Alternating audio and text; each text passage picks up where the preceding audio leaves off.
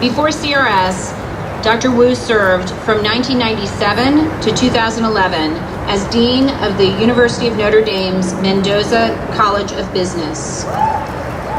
During her tenure, the Mendoza College was frequently recognized as the nation's leading business school in ethics education and research. Prior to the University of Notre Dame, she served as Associate Executive Vice President for Academic Affairs at Purdue University. Dr. Wu was born and raised in Hong Kong and immigrated to the United States to attend Purdue University, where she received her bachelor's, master's, and doctorate degrees, and then joined the faculty.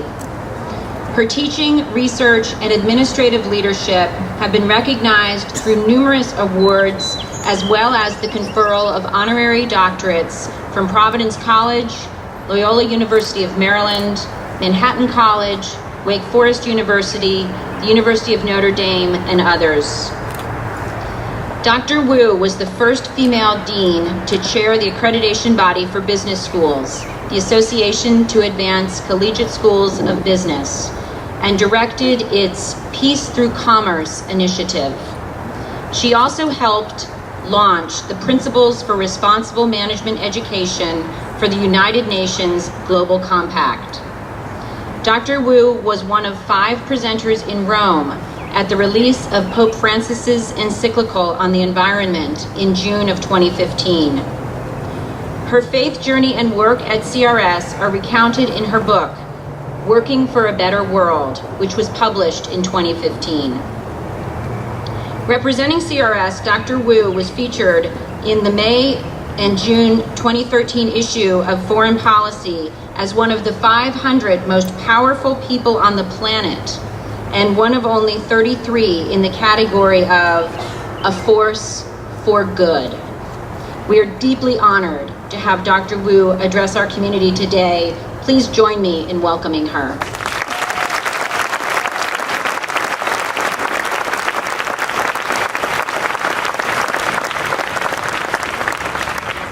Thank you very, very much to be invited to be a part of this wonderful celebration. Public speaking is generally not hard for me, except that commencements are always hard for me, particularly when they play pomp and circumstance. I always get choked up, and I just hope that there is enough time that passes so that I can just overcome that being choked up. And the reason that I'm choked up is because it is just such a special moment. It's not just about achievements, it's not just about personal growth, but there is so much love, and there is so much sacrifice behind that love. It's a time where everything is right. You know, it's so full of promise. It's so full of everything that family is about. I just feel like God must be smiling whenever there is commencement. I've gone through a lot of commencement. I've gone through my own commencement, and I've gone through my 2 sons' commencement. But I have to say, the feeling of being a parent probably even exceeds the feeling of the graduates. I have to tell you this. I just want to say, those of you who are holding a program, and my father passed away over 30 years ago, and when I went through his things, there it was, my commencement program, and turned down to the page where my name was on it. 3 years ago, my older sister passed away also, and I went through her things, and she also had my commencement program. So think about the bonds of family, the dreams of family, the many journeys, the many lives, the many accomplishments that bring us to this day. So I just want to say thank you for letting me be a part of this celebration. I also want to congratulate not only the students, you are all just wonderfully accomplished and beautiful and able.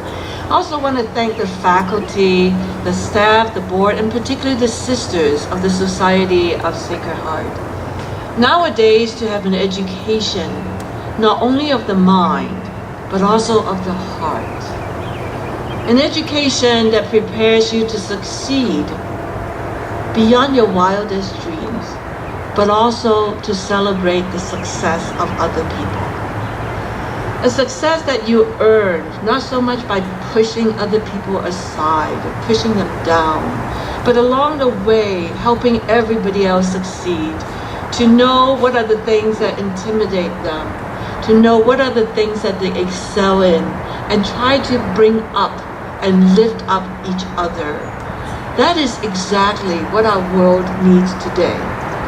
People who are not only able, people who not only have a sense of social justice, but also people who have a heart for other people. That we are better off when we can succeed together rather than just promoting ourselves. To be part of this education and to witness this, you know, you have my gratitude, and more important, you have your inspiration to me. Before I go into this, I also want to say it's fun to hear of the great-grandmothers or the grandmothers or the mothers who were also part of the Sacred Heart tradition and education. I thought back to my own grandmother.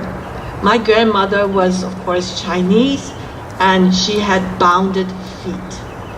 Those were the days where that was the way that women would be desirable, it would be considered refined and also sexy. I don't know how it happens, but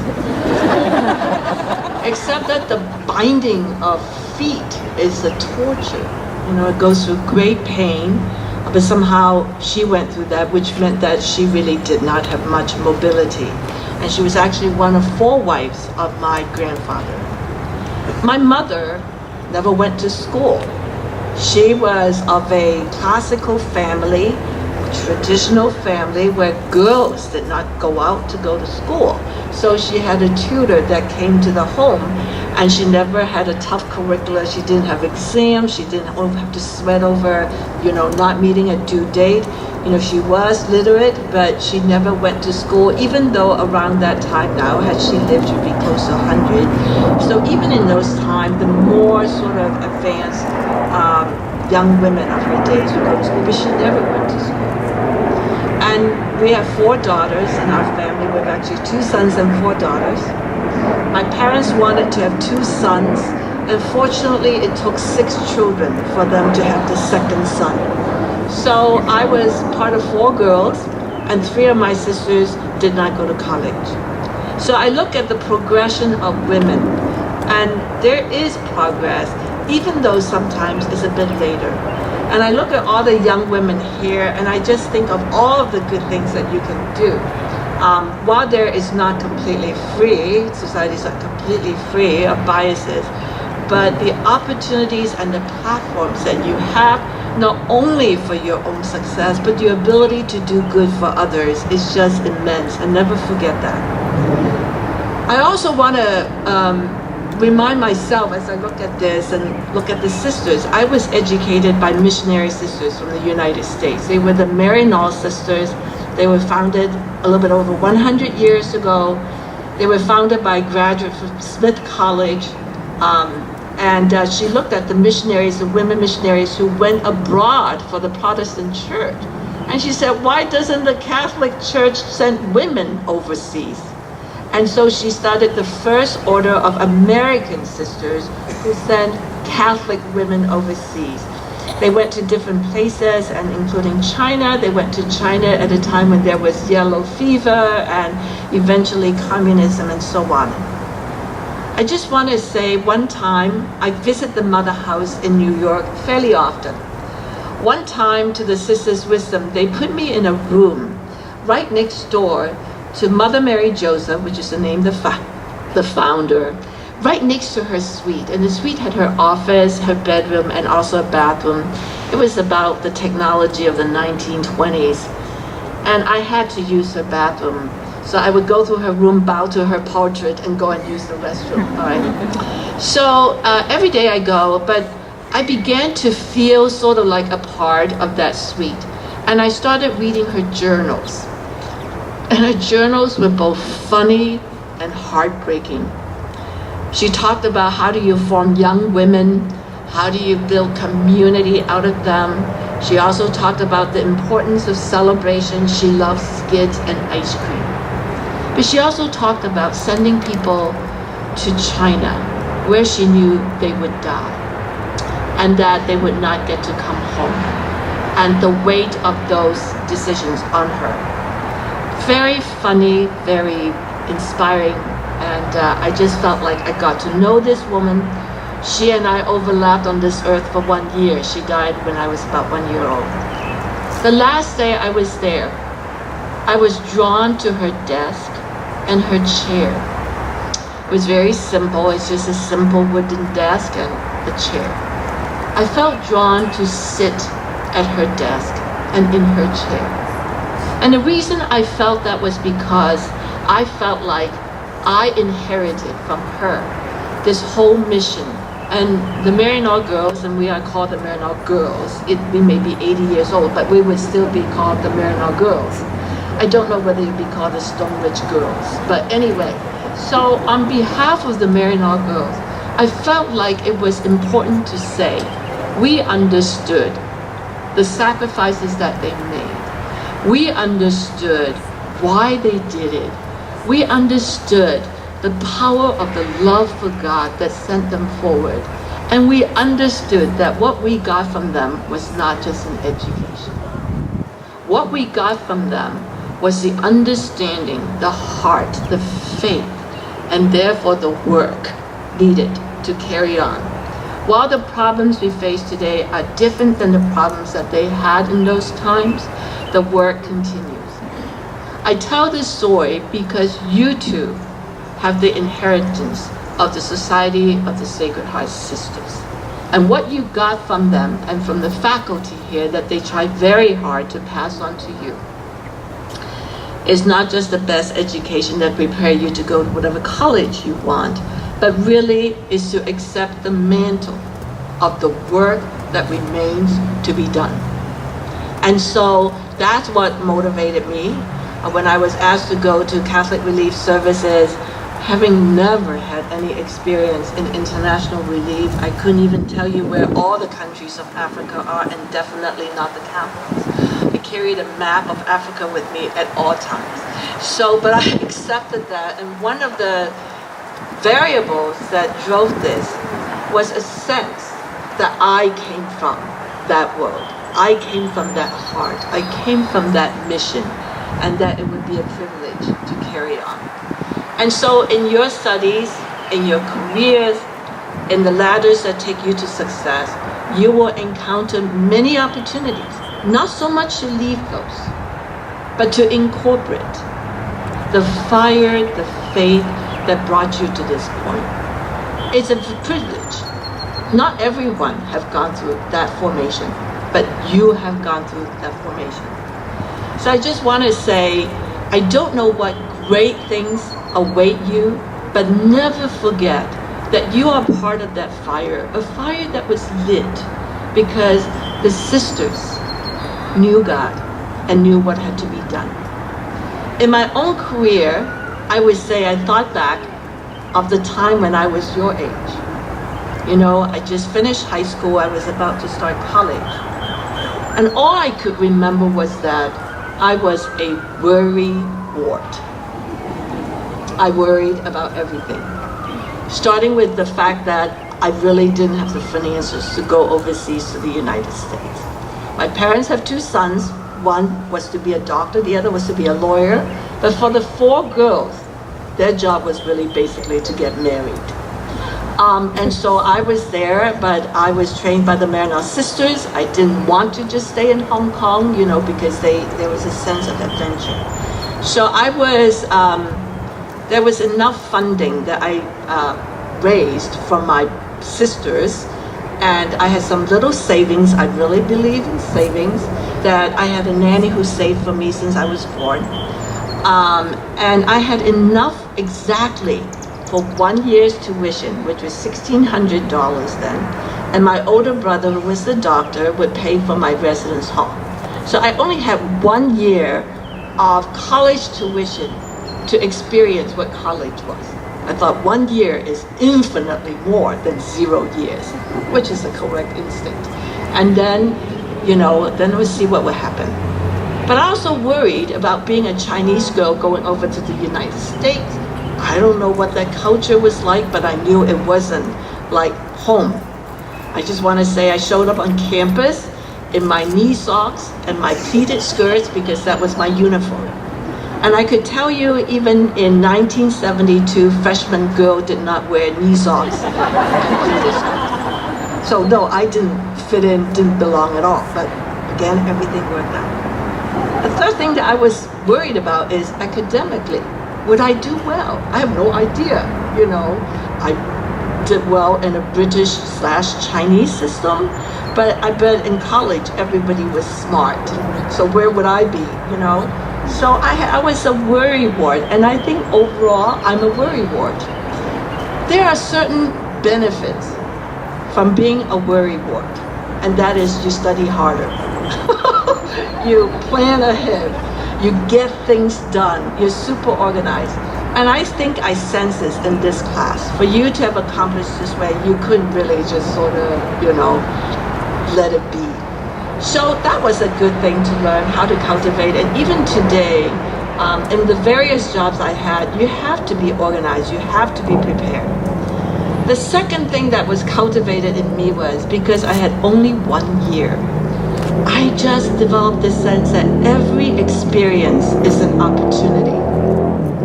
I went to all sorts of fairs, you know, in student organizations, there are these, you know, different activities that you could sign on. I signed on for everything. I signed on to go to the Jewish temple, for example. And you have to think about this Chinese Catholic girl going to Friday night service when I've never been to a Jewish service. And everybody, of course, knew I didn't belong there.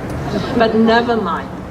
I also signed up for gay pride, not knowing what gay meant in 1972. But I learned a lot.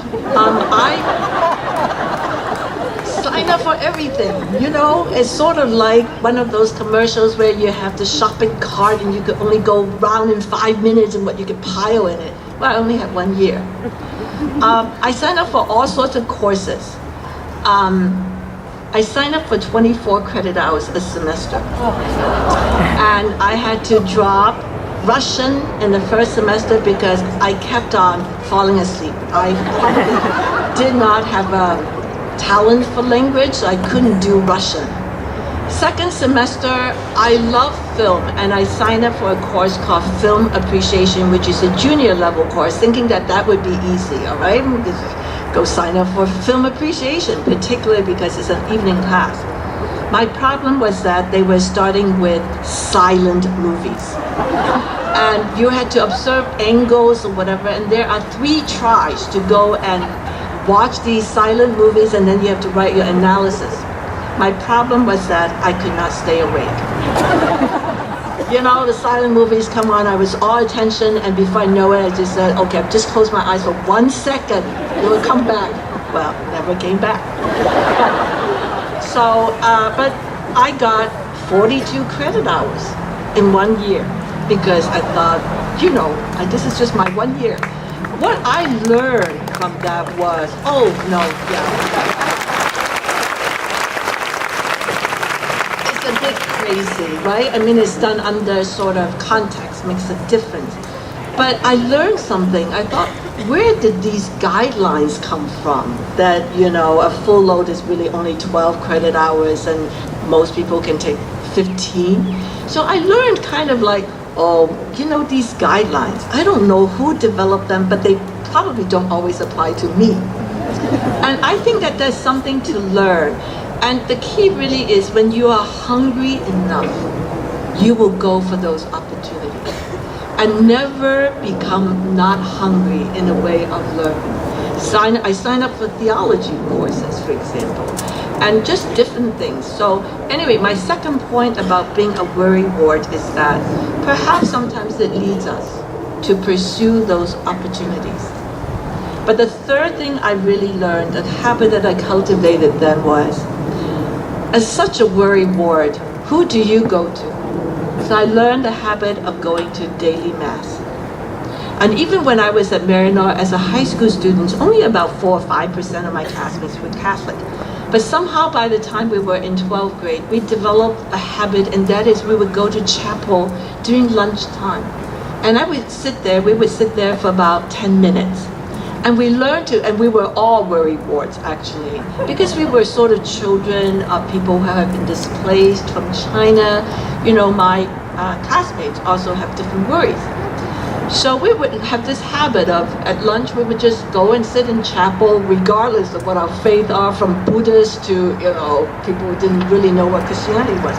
We would just sit in chapel, and there was a sense of peace. There was a sense that there was God, and we're just going to give God our worries. So in my first year in college, that became part of my habit. I learned to go to daily mass. And I just want to say, coming out of that experience, two things.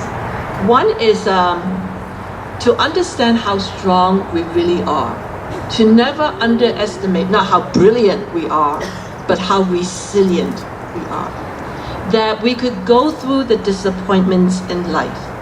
We could go through those situations when we didn't win what we want to win. Yes, and sometimes we are not ranked as high or whatever as other people. And that issue is about ego. It's not about really obstacles to the future.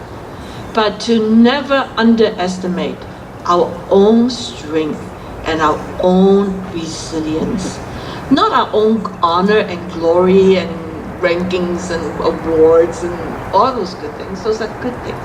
But that in the end, for all the training that you have, there is that capacity to dust yourself off, to learn humility, to accept the fact that whatever goal that you set would be harder than you realized. But that it is in us, that there is that strength. But the second and most important thing I learned was that we are never on our own. We may feel like everything depended on us, you know, the way we think, gotta do this well, do this right, otherwise this wouldn't happen, that wouldn't happen, that wouldn't happen, that wouldn't happen. So everything depends on doing this one thing right. And if it didn't happen, oh, the whole world falls apart. It all depends on me.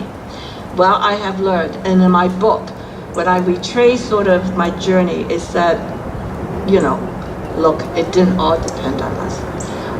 There is so much kindness, there is so much generosity among people, even among strangers. The people who accept their job, your faculty, your head of school, and so on, who accept the job of not just being the head of school or teach biology, but accept the responsibility for your success, for your well-being, for the way that you would develop. And so there are people who are truly committed. I mean, I have a 98-year-old nanny. I have to turn to the care of strangers. I love her dearly, but she is in Hong Kong and I'm not. And just the care that people have for her, that we really are really very much interdependent on each other, and that people don't disappoint you. I know sometimes in the news and in everything else, we could have a jaded view of other people, but so often people come through for us in ways that we didn't even know. But of course, the person who never left us is Jesus, is God. God says, I will never leave you orphans. And in fact, we are in the season of Pentecost. God himself as the Holy Spirit, which is about love and unity. And the force of love and unity, which is so strong that it allows us to transcend ourselves. It allows us to transcend our own insecurities, our own pettiness, and even what we think, what we can or cannot do. There is God who multiplies our work and our talent. So the last thing I want to say to this group is that if sometimes and you have to spend the time to be in the presence of God. You don't have to pray for the presence of God, because God's presence is always there, it's freely given. It doesn't depend on our prayers for God to be present in our life. But we have to have those moments to put ourselves in the presence of God. Otherwise, we wouldn't know it. We wouldn't know what a great thing we have. And so the final thing I want to say is, on those days when you didn't get what you prayed for, just know that something better is waiting. Go with God, the class of 2017.